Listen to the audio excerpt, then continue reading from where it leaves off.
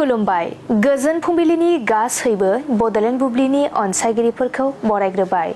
समबारनि फानजामुथिखौ फरायथिनो लादों आं उदांस्रि मुसाहारिया।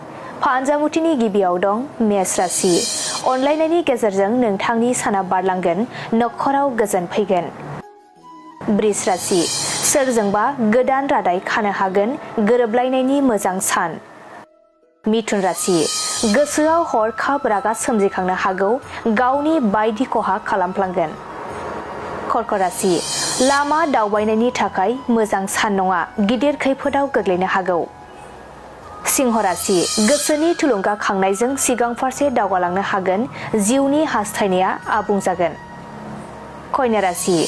गावनि अहंखार आखुनि थाखाय रांखावरि खहा जानो हागौ, गावखौनो दुखु मोननाय सोमजिगोन। तुला राशि। बेफार फालांगियाव मुलाम्फा जागोन, धोन आरजिना लानो हागोन। वृश्चिक राशि।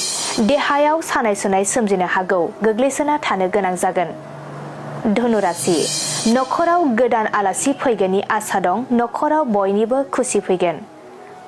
मकर राशि। समाजनि हाबाफारिफोराव बिबान मोननो हागौ, खामानिफोरजों मुखुब जानानै थागोन। कुम्भ राशि। बिसि फिसायनि गेजेराव दावराव दावसि सोमजिनो हागौ, नखरा गोजोन गैयै जागोन। मीन राशि। जेरावखि थाया सुथुरा हेंथा होगोन, गोसोआव सान्थि फैनाय नङा। दिनै सानसेनि राशि फरायथिनायाबो एसेनोसै।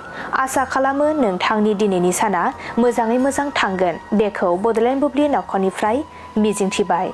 गोजोन्थों।